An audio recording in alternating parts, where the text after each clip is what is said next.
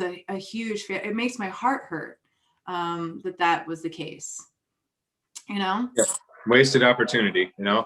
If the experience had been good along with the tattoo being good, it would have been, a number one, right? Yeah. So in the course of podcasting, you've interviewed a lot of people about their apprenticeships. And, of course, people offer apprenticeships for all kinds of different reasons, right? I think that, there's actually probably a few distinct categories of reasons. There's the people that love to surround themselves with apprentices, right?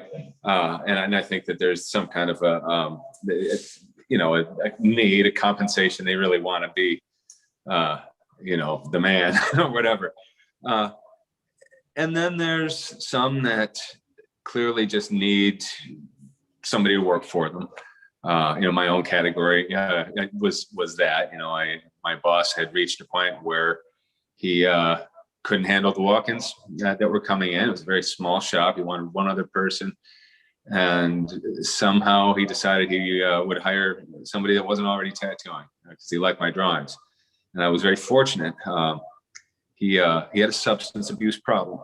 And this worked in two ways. First of all, he was inconsistent as a teacher. He had some great stuff to offer, but that's only when he was on, right? Secondly, he really wanted to get me functional as quickly as possible, which, ultimately that did very much work to my advantage. And he also did not treat me abusively for the same reason, because he knew that I already had the ability to go to any of the other shops. I never once was even asked to scrub the toilet.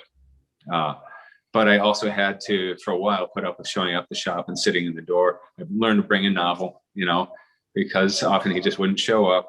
And, with very little knowledge, having to run the shop for days on end, weeks out of my apprenticeship. But anyway, there was that category. And I know that there's some artists that do it because they understand it's going to be a learning experience for themselves. I mean, that's why I teach. And I think that's probably the best reason. And of course, everyone who takes it on is ultimately going to find that reality, right? That's me. That's me. So when you took it on, I'd like to hear what you were hoping to learn and how it ended up actually panning out. Well, I took it on from that space, mostly because I couldn't take it on from the space that you were talking about with your mentor, because I didn't own the shop. I was a part of a shop. And I was brought up, obviously one of my first experiences in apprenticing was under my dad. So I believe in legacy. I opted not to have children in my life, but I want to have legacy.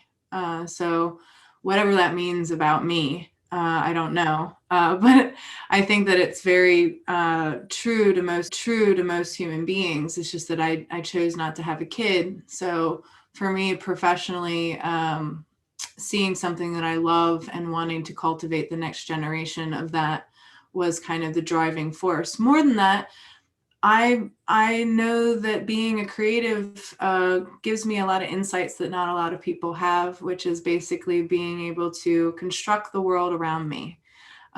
So much of what I have wanted to do has been presented by the universe, for lack of a better word. And I've jumped on that opportunity, but these are things that I kind of think about in my brain and try to cultivate. So for me, if I'm working in a studio and I'm kind of destined to work with whoever my boss hires, I want to position myself in something where I have some kind of say in that. And I also want to bring somebody on now that I kind of have a rhythm of what our studio is about. Why not adopt some people that we can actually train and be in-house trained to what our studio is about? And, let's scrap all the ethics over what people are doing over here. This person has to be fine for here. They have to fit here in this space, and we can hire out, we can outsource, but they might not be the greatest of fit. So for me, it was about constructing the reality that I live in, having legacy about something I care about, I really love Tattooed Heart, even though I don't work there anymore. It's the foundation of a lot of what I have learned in tattooing. And I really cared about helping my boss staff his place and have good artists that all worked together and all shared together. And so the idea of hiring an apprentice and raising one in-house there, even though I'm not getting any kickbacks from him, I didn't get a pay or anything like that. And in reality, I lost my job. Maybe it was as a result of it. I don't know. But that's fine too, because that's kind of the point of legacy, is that you're kind of, if you do your job well, you're really hoping somebody does come to replace you that is better.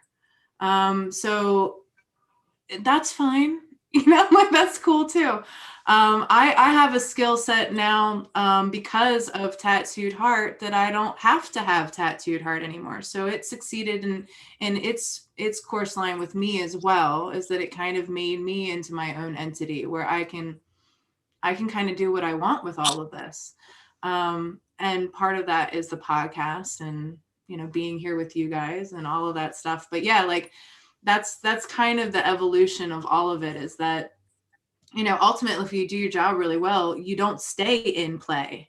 You have to shift, pivot, and you have to learn different things. So like I said, when I hired an apprentice, I knew that part of that was going to be me learning too, that I was going to have to, think about things in a lot of different ways that I hadn't even thought about. And what I realized is that a lot of what I do, I don't think about. I don't think about at all. I don't even, she would ask me something. I'm like, I don't know.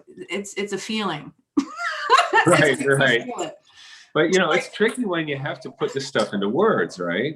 And, I can't tell you how many times I've been in the middle of a seminar explaining something and suddenly kind of ran out. It's like, maybe I don't actually know.